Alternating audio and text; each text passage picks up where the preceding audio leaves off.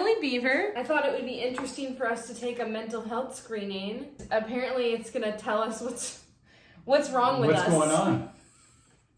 Over the last 2 weeks, Okay. how often have you been bothered by the following problems?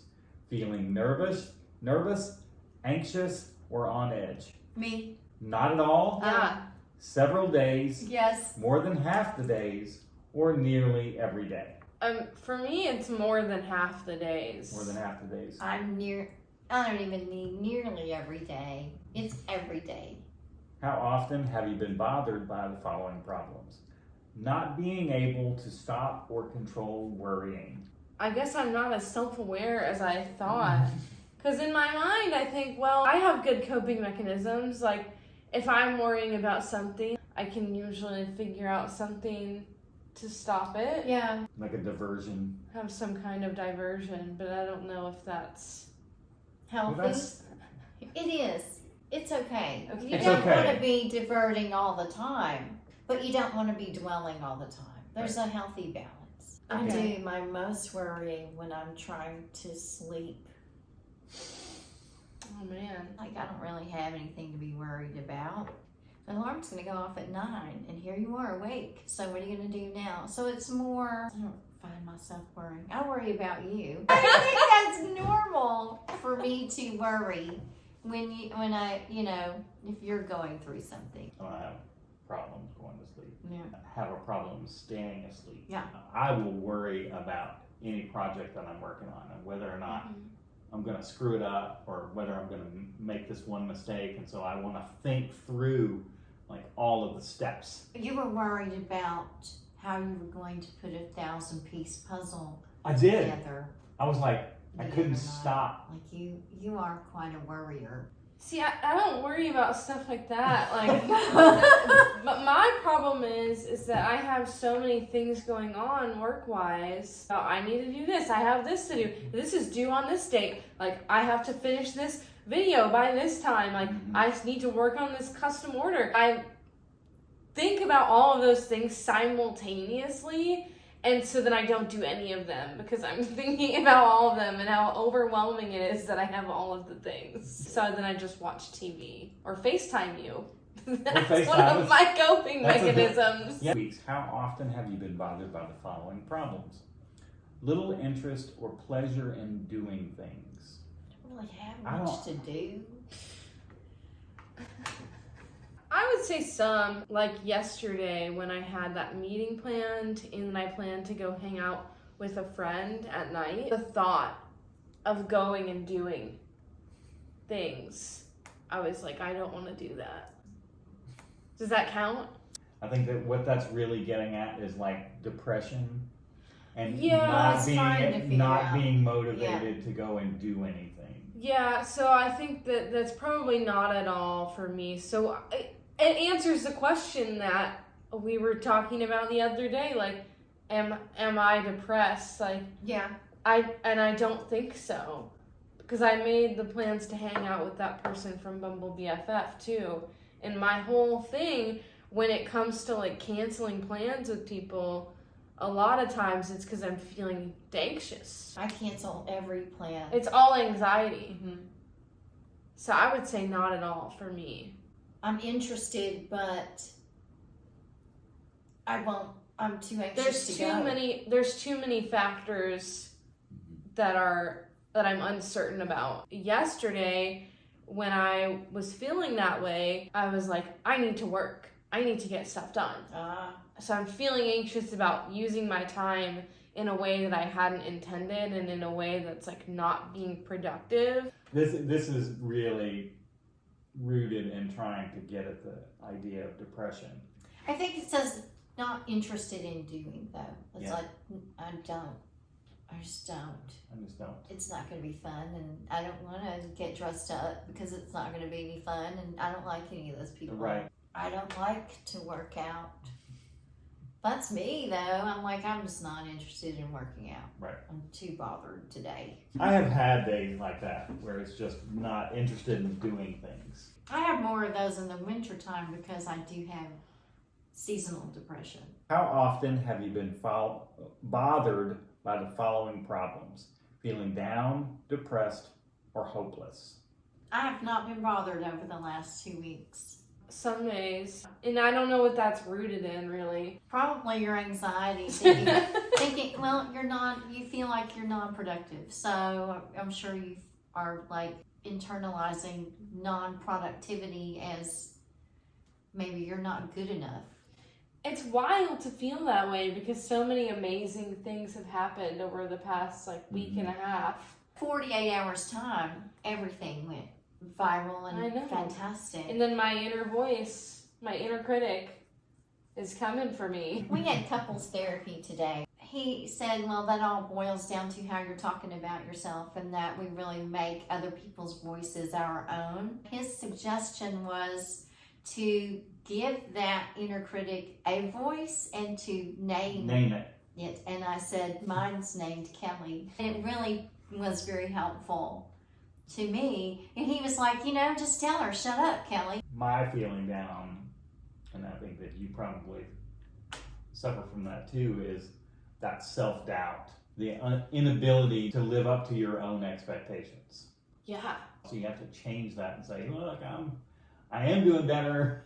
Here's how I can do. But you have to keep working at it. You have to keep getting better. But that's where the depression for me is, the negative self-talk, and that's where that externalizing it is helpful. Let's say, shut up. I witnessed you being very hard on yourself after amazing things in 48 hours. Your life kind of turned around. You went all these viral things and all these opportunities for your career growth happened. Mm-hmm. And then you said, I'm going to make myself this really strict schedule and I'm going to get up at 7 a.m. and I'm going to do all that. And you started micromanage. I saw you micromanage yourself into a schedule. When you said it, you said, I'm going to do this tomorrow. I'm going to follow this schedule. And I thought, she's really being hard on herself. I was like, whew, I wouldn't work for that manager. I wouldn't work for that person at all. Your dad is right in that your expectations of yourself are way too high. And in the past 2 weeks, have you thought about or tried to end your life? No. Nope. No. Success! Yay! It's hard to tell people that. Yeah. It is, you don't want to very tell hard. people that. It's hard to get a job. They're like, well, if you've had 3 suicide attempts, we're not going to hire you because you might be dead tomorrow. We need you to come into work. Well, people then start tiptoeing around that person too because they're afraid. Am I going to upset them? Right. And they'll kill themselves because of something I've said. And really, it's someone who has suicidal ideations. It doesn't have anything to do with the people around them. Don't be afraid to tell people. Don't be afraid to talk about it. Have you been experiencing severe mood swings, more energy than usual, or less need to sleep? If anything, I'm more tired, so no. No, I'm not experiencing any mania. I assume that's what it's asking about. I think it's asking about mania. I feel more tired too, but I have been incredibly irritable. Everybody gets on my nerves. Everybody being you guys, because I'm not around anybody else. But you're not on my nerves. I find myself being snappy. Mm-hmm. I do too. You find me being snappy? No, me being snappy. Oh. Yeah. What? Excuse me? What did you say? Come at me. I'll tell you. You want to snappy. go? You want to go? No, I'm talking about myself. So have we been experiencing mania? No. For me, no. If you have, I'm not speaking for you. I think that you would know if we were manic, though. I don't think that any of us are. No, I have not felt even like hyper manic. Sometimes things happen to people that are unusually or especially frightening, horrible, or traumatic.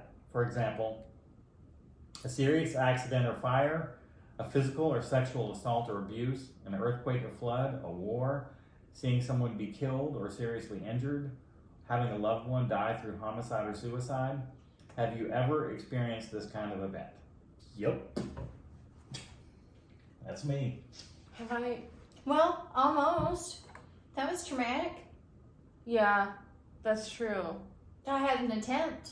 Just because I didn't die doesn't mean you didn't experience it the same way. Yeah. You still had to like. You still have processed it the Yeah. same way. It processes the same way. It becomes easier to process. Now, this is something that I'm learning from the whole complex PTSD aspect, is that once you've started experiencing, you are now numbed to other processes. So it just piles on. And so it becomes easier to tamp down those feelings. And just having those experiences, one on top of the other, a lot of people go, oh, whatever doesn't kill you make you stronger. Yeah, kinda. It makes you crazier. But it makes you process trauma differently. So you can get into horrific things and you're just numb to it. Then having more and more and more and more traumatic things makes it harder to talk about it, because each thing is just piled on top of the other thing. You're just like, haha, trauma. Like, it's just trauma. That's how I talk about he my does. life. I know. I have. Have you had nightmares about the events or thought about the events when you did not want to? For me, no. Yes. It's not every day, but it's most days. One of them. One of those. One of those pops up. It's like, One of those 8 things. in the past month, have you tried hard not to think about the event, or went out of your way to avoid situations that reminded you of the events? I'm just going to say yes, because I go to fly tying class to avoid thinking. So, in the past month, have you been constantly on guard, watchful, or easily startled? Not really. This is very specific to, I think, my I question. think so. Because I think, because Oh, I've because said you answered answered. yes. Yes. Because he answered okay. yes, he now has. I'm now going down the They're questions. asking him questions. I see. Okay. In the past month, have you felt numb or detached from people, activities, or your surroundings? Yes. I am so sensitive and have such big emotions. Like, I don't experience anything emotionally small. Like, I can't even identify with the sense of feeling numb towards anything. I don't feel numb. I can don't understand even that. know what that would feel like. I know what it feels like to be depersonalized. I have a feeling when it's happening to you, because you do become very distant and not connected in conversation. You can't identify. It's so weird, because you feeling like numbness. really have no emotion attached to it at all. Like, not able to process the feelings, but having this anxiety that's just welled up in you at all times. That's hard, because a lot of times the way that I get rid of my anxiety, like a good portion of the time, crying helps me Oh, me too. get rid of it. Me Right. too. Right. And I don't have a healthy relationship with crying since being on Wife Swap, Yeah. because I was so ridiculed for crying. When that's how I get rid of my anxiety, 5 million people made fun of me. It's probably why I'm on edge and anxious and depersonalized most of the time, because I don't allow myself the coping mechanism that works for me. Normalize crying. Normalize Can it. we please just cry? It does help. It does help. Crying helps. And through therapy, I mean, that's one thing that I'm really learning, is being able to accept it, because it's not accepted for men to even just be crying. And when I cried on there about the flowers, man, it was just, Yeah, you were ridiculed also. I was for ridiculed a crying. lot. That is so ridiculous. Yeah. I thought that was like a really nice, like tender moment where you were expressing how you felt. Well, it's rooted a lot in masculine culture. It's just the whole side of it is that you're not supposed to. And yeah, that does contribute to the whole tamping that shit down. Don't talk about that. Don't feel that way. So Just you're- get through yeah, it. Just you're get through it. Suck it up, Supposed buttercup. to You feel know, numb, like men are expected to feel numb. just move on. Get angry. That's really where my guys wind up. So you just get angry about it. Just- Anger is so bad for you too. In the past month, have you felt guilty or unable to stop blaming yourself or others for the event or any problems the event may have caused? Yes, me. I'm guilty. I'm constantly guilty. I constantly feel guilt, and I feel like I fucked you up. Even though I look at you and your adult life and how put together you are, and what a successful just human in general. Like, what a great, I rejoice in that you're this amazing human, this amazing person. And I'm like, oh, I like you so much.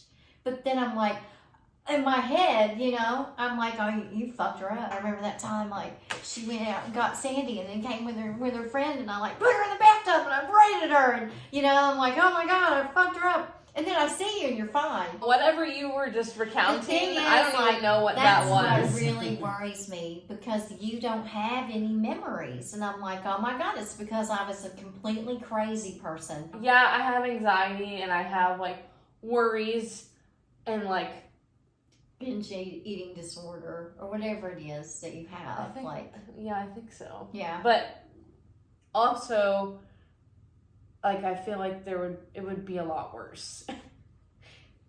I don't feel. If it were as bad as the things I play out in my head, you wouldn't be as functional as you are. Mine is blaming others, because it really goes down to trust and not being able to, feeling helpless in the situations of being able to do anything about it. So can't stop blaming the other thing. And I'm going through that right now, just trying to get process of those things and saying, if this hadn't happened, if this person hadn't done this, and if this person had done this, then it wouldn't have happened.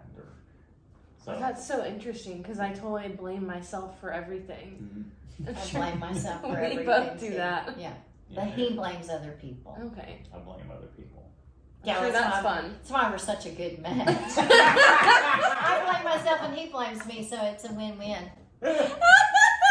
So that's a yes.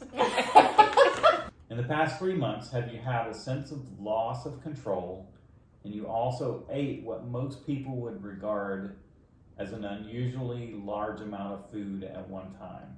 I've been better about binging than I have in the past. What does a binge look like? Something that I've done in the past, like I remember eating like a whole bag of Fritos and like sour cream ranch dip. I like really evaluate all the time.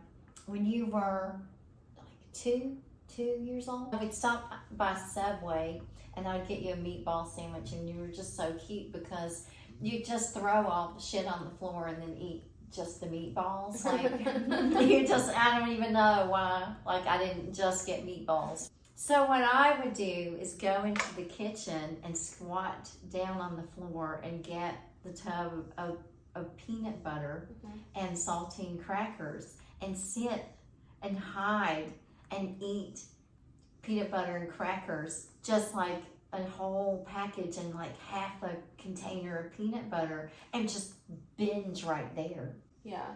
And there you are, watching Gullah Gullah Island, sitting in your high chair, eating your meatballs, you know, and here I am hiding, like just, it was like fat-free peanut butter and, and fat-free saltine crackers, and just mowing down, just crazy person. And I'm like, oh my God, how did you affect your child? Remember when you would sit in the kitchen and binge on peanut butter and crackers in front of your child? Yes, Kelly, I remember. I used to get very upset I used to get so annoyed with your dad when at 3 o'clock in the afternoon, what do you want for dinner tonight? Like, that question used to annoy me. I thought, what the fuck, does everybody's lives just revolve around food? Why we gotta know what we're having for dinner all the fucking time? Like, I'm very upset that it seemed that all anybody ever thought about was what's for dinner. But I don't today. I'm actually hungry. In the past 3 months, have you made yourself throw up or used diet pills or diuretics or laxatives or exercised excessively or fasted as a means to control your weight and shape? I haven't! 6 yes! 6 yes. Okay, what did it say? Anxiety, depression, PTSD. results indicate that you're experiencing some symptoms related to anxiety and depression. Okay. All right. I mean, I guess, like, so for us, like, we are, like, seasoned at this. Like, this could be a good questionnaire for someone that doesn't know anything about their mental health. Right, you Right. can ask me anything. I've been in therapy since 1997. There was I that. know my axis 1, 2, 3, and 4. Like, I can tell you exactly what I've been diagnosed. There's that one question that's like, oh, like, have you been in an elevated mood or just feeling like you can't sleep? And I'm like, oh, no, I'm not manic. Like, Right, I know, like, it's like, Oh, I'm not I know manic. what manic looks like. Like, I know what I know what I am. This I'm is not not right now. But I guess we should all take it so that we know what. Yes. What it symptoms says. we're experiencing? I'm experiencing anxiety, and anxiety. But awareness Awareness, of like one's I have to behaviors be changes very everything. aware of my behavior because I keep tabs. I'm like, okay, it's been 2 years since I've had a psychotic episode. I'm doing all right. Now I really have to like constantly check in with me. Like if I notice that I'm being snappy to other people, I have to stop and go, okay, time to make a call to your therapist. You need to talk about this. Feeling the kind of I way. have to really watch myself, and I have to give myself a break and go, because for a while it was this whole thing of, oh my God, well, that's just me. I'm going to end up at some point, I'm going to go back in the fucking hospital because that's what I do. Sometimes I have to go into the hospital. Sometimes I have to be put in there and have meds adjusted or just have a break where I get to have a therapist on hand with me for 7 full days where I don't have to do anything but sit and color and talk about my problems. My outer family is very against that, and I am labeled as crazy. There's so much, what is it? Stigma. Yeah. Attached to mental health. Mental health. Mental Mental illness. Mental health and wellness has the stigma attached. Like if I had diabetes, it would be fine. Right. But because I have anxiety and depression, it's not okay. I'm not supposed to talk about it. Right. No one wants you to talk about it. No. Nobody wants to know that about me. I'm glad you guys are sticking around. I'm glad that you're. That's what is different. I find this really heartbreaking that so many people go through situations like this and don't have a support network. They're going through it alone. They've lost their family. They've lost their husbands. They've lost their children. I don't know how people That's do one of it the worst alone. things that I can imagine is having to go through any sort of mental health crises, which can happen from any number of environmental factors, from psychological trauma that you've gone through, any For number of any things. number of reasons. I mean, you could be involved in a car accident today, and it can mess up your coping mechanisms. It can mess with your mental health. I can't imagine I doing it appreciate alone, you. so I appreciate you too. Oh. I appreciate you, family. Oh. Should we both take it? Should we? See if there's any questions that are different? Yeah. See what we Yeah, get? okay. It was all the same questions. Was it all the same? Yeah. My quiz results saying that I am experiencing some symptoms related to anxiety and depression and eating disorder. I bet you'll get the exact same Yeah, I don't result need to as take me. it because I know it'll be the exact same thing. Yeah, because the only other options that it would say were bipolar, PTSD, substance abuse. I don't think you have those. I don't. Yeah, so I do we have anxiety and depression Depression and eating eating disorders. twinsies. Well, this is interesting. If you are experiencing any symptoms of distress and are wondering what you might be going through, obviously you should speak to a professional, but this would be a good quiz to kind of give you an idea of what it is that you're going through. I'll put the link in the description so that you can find this if you want to take it. It actually was a pretty good quiz. Yeah. And it wasn't saying you definitely have this. Thanks for watching. I hope you enjoyed hearing us talk about our Mental wellness. mental illness.